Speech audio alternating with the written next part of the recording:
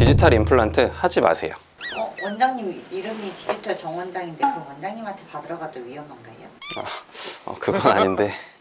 안녕하세요. 18년차 보철가 전문의 디지털 정원장 정유석입니다. 처음부터 제가 디지털 임플란트 받지 말라고 좀 자극적으로 말씀드렸죠. 디지털 임플란트 하면 안 된다, 할 필요가 없다, 이런 이야기들이 종종 들려오는데요. 오늘은 왜 디지털 임플란트 하지 말라고 하는지, 할 필요가 없다고 하는지 그거에 대해서 이야기를 해보도록 하겠습니다. 원장님 근데 디지털 임플란트는 초보 의사 선생님들이 좀 많이 쓰시는 거 아닌가요? 디지털 내비게이션 임플란트 하면 많이 이제 듣는 질문이 초보는 하는 거다. 왜냐면 길을 찾거나 할 때 내비게이션을 쓰잖아요. 길을 알면 굳이 그거 안 쓰지 않냐, 그런 거랑 똑같다. 이게 과연 초보만 쓰는 건지, 그리고 어떤 의미가 있는지 이 환자분 케이스를 보면서 좀 설명을 드리도록 하겠습니다. 이 환자분은 이제 아산병원에서 리퍼해 주신 70대 남자 환자분이셨는데요.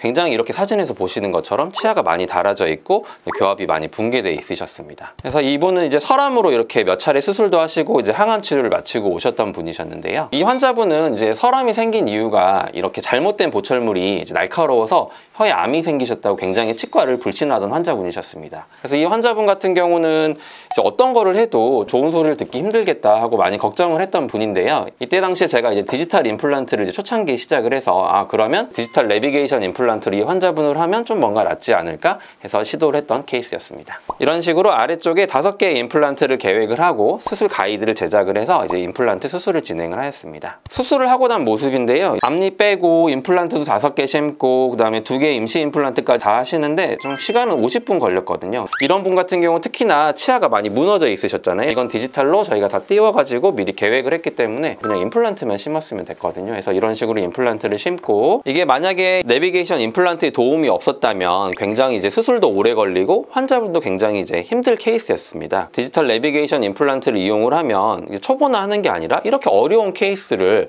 환자분들도 쉽게, 저도 쉽게 할 수 있다.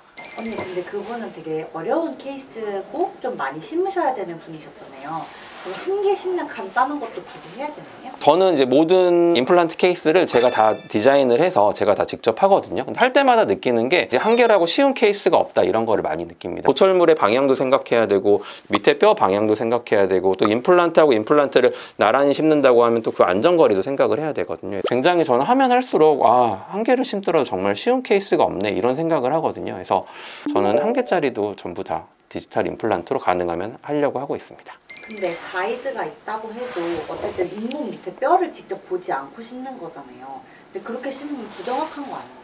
실제 저랑 마찬가지로 이제 디지털 내비게이션 임플란트를 하시는 원장님인데, 이제 그 원장님이랑 대화를 하다가 이야기를 들었는데 그 말씀을 하시더라고요. 그거 정확하게 잘 돼? 난 잘 안 되던데? 이런 말씀도 하시더라고요. 실제 디지털 임플란트를 하시는 분들도 아직 디지털 내비게이션 임플란트를 이제 100% 신뢰를 못 하시는 분들이 있더라고요. 왜 이런 차이가 조금 생겼을까 좀 생각해 볼 만한 부분은, 일단은 가능성의 첫 번째는 이제 과거에 디지털 내비게이션 임플란트의 그 수술 시스템이 좀 부정확했습니다. 근데 요즘에 점점 이제 기술력이 올라가다 보니까 굉장히 좋아졌던 부분이 있고, 제가 사용하고 있는 시스템은 연구 논문에 따르면 오차가 한 1도 이내라고 하더라고요. 근데 이제 저랑 또 같은 시스템을 사용하신다고 하더라도 조금 다를 수 있는 부분이 이게 굉장히 꼼꼼해야 되거든요. 저는 이제 스캔 같은 경우도 제가 직접 다 보고, CT도 제가 흔들렸는지 안 흔들렸는지 다 보고, 그다음에 수술 장치 같은 경우도 이렇게 옆에서 봐서 이제 틈이 있는지를 다 보거든요. 저는 그렇게 말씀을 드리고 싶어요. 이게 거의 90% 이상을 믿고 쓸 수 있다, 그렇게 생각을 하거든요. 그리고 디지털 임플란트는 잇몸 절개를 안 하고 임플란트 심는다는데 그럼 뼈 이식은 어떻게 해요?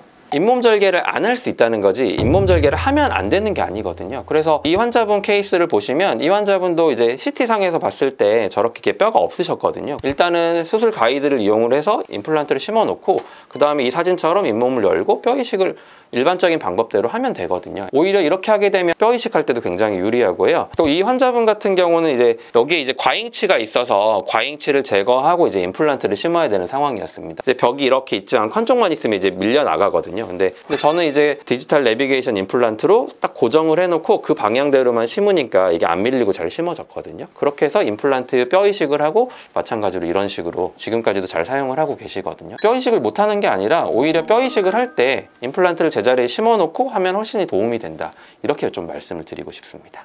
디지털 임플란트는 일반 임플란트보다 되게 좀 많이 수고스러운 것 같은데 그럼 비싼 거 아니에요? 아무래도 이제 디지털 임플란트 같은 경우는 또 이런 수술 가이드 같은 장치를 만들기 때문에 아무래도 좀 추가 비용이 발생을 할 수 있거든요. 근데 조금 더 생각을 해보실 게 임플란트가 위치가 잘못된 경우에 임플란트 주변에 염증도 많이 생기고 음식물도 많이 끼고 그런 부분이 있을 수 있거든요. 그래서 그런 부분들을 봤을 때 염증이 생기고 그런 부분이 없이 오래 쓴다고 하면 그게 단순히 뭐 비용 보통 한 2~30만 원 하는데 그 이상의 가치를 한다고 보고요. 예전에 이제 영상에서도 말씀드렸지만 이제 뼈가 굉장히 얇은 경우에 이제 임플란트를 심다 보면 그 가운데로 들어가기 힘들잖아요. 그러면 이제 조금 바깥으로 튀어나온 부분은 뼈 이식을 하거나 해야 될 수 있는데 이제 임플란트가 정확히 가운데로 들어가게 되면 이제 주변에 뼈가 감싸고 있으면 이제 뼈 이식을 안 해도 되는 경우도 있거든요. 그래서 조금 불필요한 뼈 이식도 좀 줄일 수 있는 부분이기 때문에 저는 가능하면 조금 비용이 들어가더라도 디지털 임플란트를 하면 좋을 것 같습니다. 원장님은 추가 비용 안 받고 그냥 해주고 계시죠?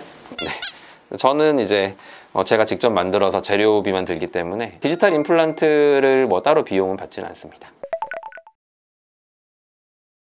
오늘은 디지털 임플란트 하면 안 되는 이유에 대해서 살펴보았습니다. 초보나하는 거다, 부정확하다, 뼈 이식을 못한다, 비싸다, 이런 이야기들이 정말 많은데요. 그렇지 않다는 것에 대해서 이야기해드렸습니다. 디지털로 하는 치과가 많아졌으니 많은 분들이 편안하게 디지털로 임플란트 잘 받으셨으면 좋겠습니다. 감사합니다.